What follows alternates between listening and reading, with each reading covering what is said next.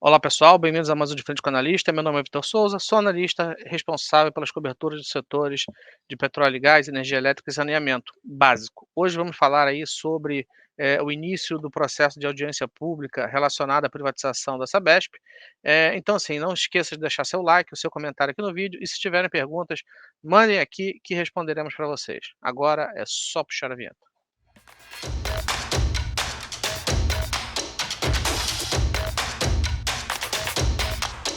Tá bom. Então eu publiquei esse relatório aqui ontem à noite. Eh, no Ontem de manhã, a Sabesp divulgou um fato relevante com os termos relacionados à audiência pública relacionada à privatização da Sabesp, tá. Essa audiência pública, ela vai levar um mês, tá, e nesse mês ela deve receber a sociedade civil deve ler essa proposta, né, inclusive são mais de 600 páginas, tem muita coisa para ser lida. E ali naquele momento no momento da audiência que a empresa, ela recebe seus feedbacks, né, relacionados ali aos termos apresentados nessa audiência pública, e pode alterar uma coisa ou outra, tá. Mas de antemão, o objetivo desse documento é tentar entender os termos que estão sendo colocados para a privatização.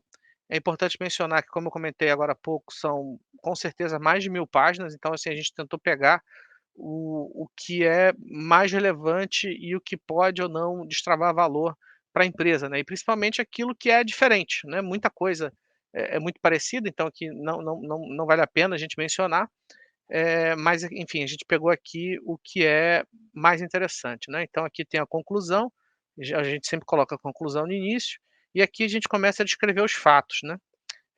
Então essa audiência pública, ela se divide ali em 3 documentos, e os documentos são múltiplos e possuem centenas de páginas, e aqui, vamos lá, qual é o primeiro ponto que muda, as coisas na Sabesp como ela era antes, enquanto ela era estatal, né.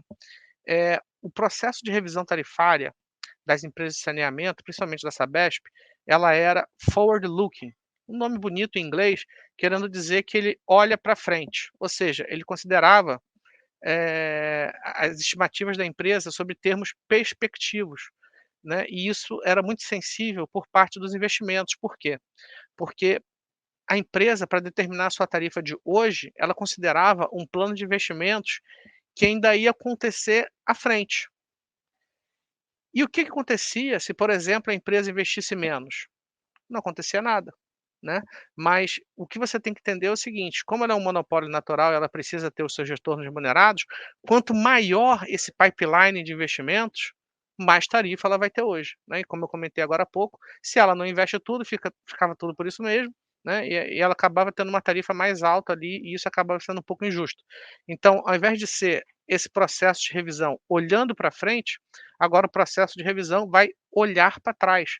Ou seja, ela só vai reconhecer na tarifa aquele CAPEX que for realizado dentro do ciclo tarifário, tá. Então assim, como a gente sabe, hoje a Sabesp investe mais ou menos 6 bi por ano, e com esse plano de universalização, ela vai começar a investir 12 bi. Então, se você quiser ter a tarifa, para remunerar essa quantidade de investimentos que vai ser realizada todos os anos até 2029, você precisa investir de fato. Tá. Então, assim, ela vai ser sob o ponto de vista do CAPEX realizado, tá. Como eu comentei agora, o investimento anual deve sair de 6 para 12 bi, né, para a gente alcançar a universalização até 2029. Então, eu considero isso um evento pontual, assim, um evento positivo, perdão. Por quê? Porque não vai ter uma explosão tarifária. Se você coloca todo o investimento que vai ser realizado nos próximos anos, 65 bi, agora em 2024, cara, o que que vai acontecer com a tarifa? Vai explodir, né, e do ponto de vista político isso é terrível, né. Então assim, eu até coloquei aqui que assim, tem uma questão aí do que o evento é positivo, a depender do ponto de vista, né, ele não vai trazer uma explosão tarifária no curto prazo, mas o objetivo da privatização é exatamente não trazer, uma explosão tarifária para o consumidor, muito pelo contrário, você só vai ter reconhecido na tarifa aquele investimento que foi realizado nesse ano, inclusive, as revisões tarifárias no setor de energia elétrica é exatamente dessa maneira. Então esse aqui é o primeiro ponto que eu particularmente julgo positivo, tá. Um outro ponto que chama atenção é a periodicidade da revisão tarifária. As revisões tarifárias, elas acontecem de ciclos de 5 em 5 anos, tá. E então o que que muda? Nos 2 primeiros ciclos, ou seja, nos próximos 10 anos, as revisões tarifárias vão acontecer todos os anos. Ou seja, esses 12 bi, para a pessoa ter direito à tarifa que vai remunerar esses 12 bi para o investidor, ele precisa de fato investir. Se ele não investir, ele não vai ter tarifa.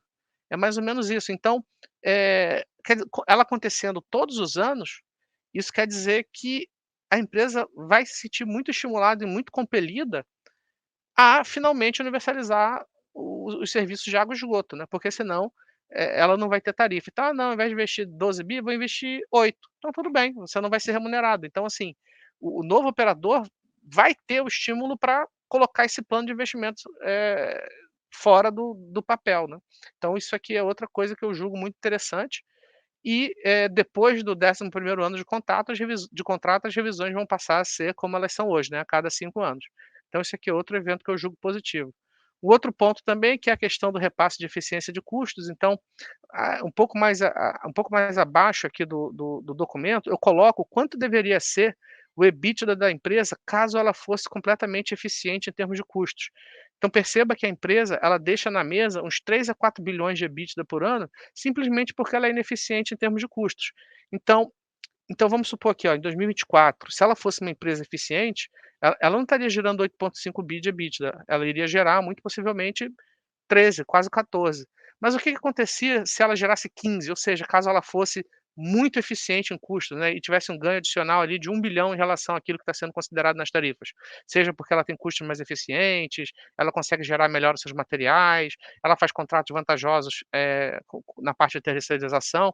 O que aconteceria é que isso não era repartido, isso vai passar a ser repartido entre o usuário, que vai ter parte dessa eficiência jogada para a tarifa, e a própria empresa, que vai apropriar, parte desse benefício, né.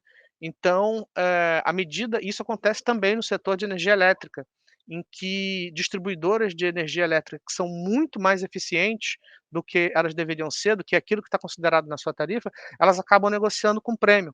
Porque, por exemplo, isso é muito interessante, por quê? Porque a empresa é um monopólio natural. Não existe competição no negócio de distribuição de energia elétrica. Se você tem uma empresa com retornos extraordinários, a competição vem e destrói a sua rentabilidade, que foi mais ou menos o que aconteceu com a Cielo. Já no caso de um monopólio natural, isso não acontece, tá. Então, esse é um benefício muito interessante, o fato de você poder compartilhar, você poder se apropriar e também compartilhar as eficiências que você adquirir ao longo, dos anos com os usuários, né. Então isso aqui é outro ponto muito interessante que pode fazer a empresa negociar múltiplos cada vez mais altos, porque a sua eficiência vai passar a ser absorvida parcialmente pelo acionista. Um outro ponto também é a questão dos acionistas de referência, né, geralmente o que que a gente imaginava? É que a empresa fosse se tornar uma pura corporation, como é a Eletrobras, que não existe um acionista de referência, né, para além, é claro, do próprio governo federal.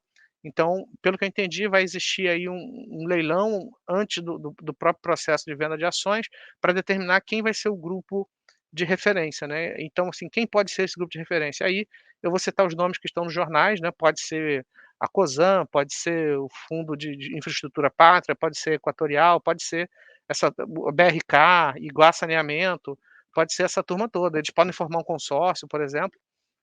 Então, ao invés de ser uma corporation, a empresa vai ter ali alguma cara e com certeza, ela vai, sofrer ali algumas restrições, né. Com certeza um grupo de referência que ganhar esse leilão, ele não vai poder se desfazer da sua participação, sei lá, no ano seguinte ou qualquer coisa assim. Eu acho que vai ter ali algumas coisas que vão travar para transformar essa questão aí do acionista de referência como algo, como algo, mais coerente com a proposta de privatização, né, de se ter um acionista de referência, não só um cara que pode vender a sua participação, sei lá, no ano seguinte.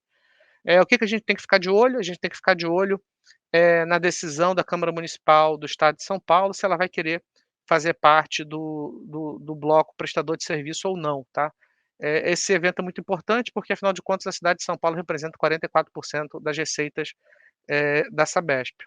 Acho po isso aqui, em teoria deveria ser um risco e de fato é, mas assim, eu não estou tão preocupado, porque eu acho muito pouco provável que esse projeto tenha avançado sem não ter ali um aval, né, mesmo que numa conversa de bastidores com a Câmara Municipal, e caso a Câmara Municipal não resolva fazer parte dessa nova Sabesp, ela teria que ela própria fundar uma empresa de saneamento, e ainda ia ter que remunerar a base de investimentos que foram feitas aqui pela Sabesp, né. Então assim, se a base da Sabesp hoje é na casa dos 70 bi, pelo menos os 30 aí, pertencem à cidade de São Paulo. Então isso assim, isso ia ser bem bizarro a cidade de São Paulo resolver abraçar esse esse problema para si, tá. Então eu acho que que deve ser aprovado, tá.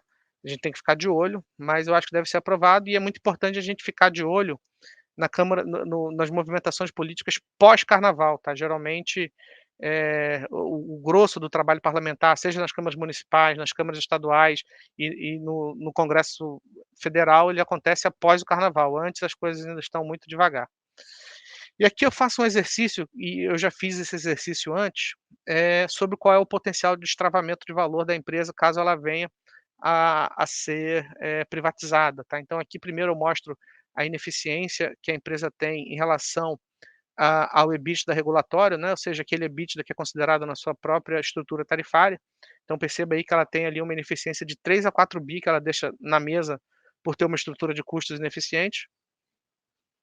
E aqui a gente faz um exercício de como deveria evoluir a base de remuneração, tendo em vista esses 65 bi necessários de investimento, até 2029, tá. Então perceba aqui que a base praticamente dobra, e à medida que ela dobra, você teria aí o fator de reprecificação, né. A que múltiplo uma empresa de saneamento, uma utility deveria negociar, tá. Se a empresa ela opera dentro da linha da eficiência, ela deveria negociar pelo menos uma vez a sua base de remuneração. Aí o que eu fiz aqui foi colocar o potencial de destravamento de valor, caso, a empresa se torne, às vezes, até um pouco mais eficiente do que ela deveria, algo completamente comum dentro das empresas privadas de distribuição de energia, eh, de qual seria o potencial de destravamento de valor, tá. Então a gente está vendo aqui que à medida que a base cresce e o próprio múltiplo da empresa passa a ser reprecificado, a gente está falando aí de um potencial de destravamento de valor de mais de 100%. Então é mais ou menos esse potencial que a empresa tem, de destravar valor à medida que as coisas avancem e ela implemente as medidas necessárias, tanto para universalização quanto para ganho de eficiência. E o risco é um risco que eu já venho comentando aqui em outros vídeos, que é o quê? Hoje, a tese da empresa, ela é uma tese dependente de um evento, que é a privatização. E o problema de depender desse evento é que caso, ele não se materialize, infelizmente a gente vai ter alguma perda aí, né. Ela não muito possivelmente vai voltar a negociar em um múltiplo muito similar ao que ela negociava quando ela era meramente uma empresa estatal. Então a gente está falando aí de uma empresa que hoje negocia 0,9, o EV/RAB, né, o valor da firma dividido pela base de remuneração regulatória, enquanto que quando ela era estatal ela negociava 0,6, 0,7. Então a gente está falando aí de uma potencial perda de 20% caso o negócio não se materialize. O que que pode acontecer para ele não se materializar? Atrasos, sei lá, escândalos políticos, grandes crises globais, como foi a questão aí a questão sanitária que aconteceu no mundo inteiro há alguns anos atrás, né, muitos processos tiveram que ser suspensos. Então coloquei aqui, não é uma tese sem risco, mas segue negociando com uma simetria favoravelmente positiva em relação aos atuais níveis de preço. Ou seja, se tudo der errado, você talvez aí perderia uns 20% em relação ao preço de tela, mas se tudo der certo, acho que é um case que tem para deslanchar muito, tá. E eu estava pensando, e aqui eu acho que eu estava pensando sobre essa questão do risco de cauda, né, de acontecer algo muito expressivo e o preço do papel, eh, ser derrubado, né. Eu falo isso porque eu ficava um pouco em cima do muro, né, em relação à Sabesp, "Nossa, pode acontecer isso, vai ser muito ruim". Mas vem cá, será que a Sanepar não tem esse problema também? Será que é esse nível de preço, principalmente depois desse rally, se o governo não meter a mão na tarifa, como ele vem fazendo isso, sei lá, a cada 2 anos, isso também não representa um risco de cauda para a Sanepar?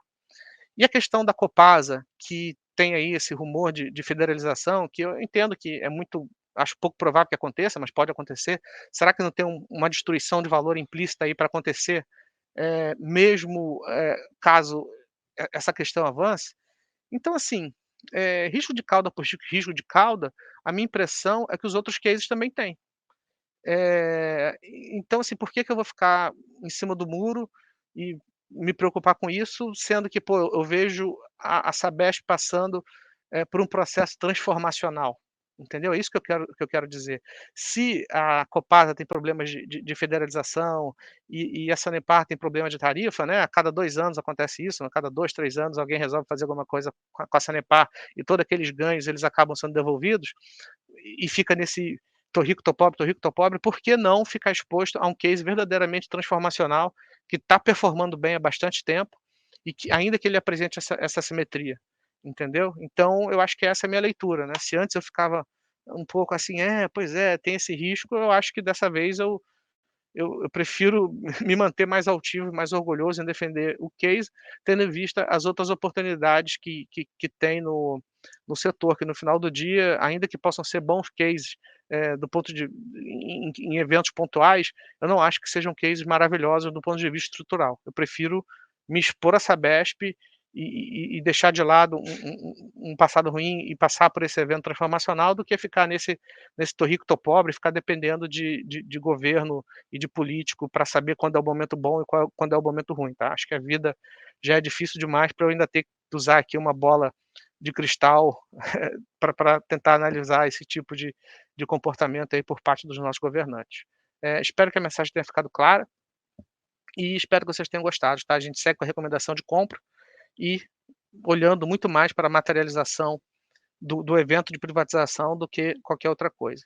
Então é isso, gente. Espero que vocês tenham gostado. Se tiver ficado alguma coisa confusa e tiver alguma dúvida, essas empresas que envolvem regulação, é um pouco mais chato de explicar, mas, enfim, eu tento sempre deixar aqui tudo o mais claro possível. Então, se quiserem deixar suas dúvidas aqui, é só entrar em contato. E é isso, gente. Valeu, um abraço e até a próxima.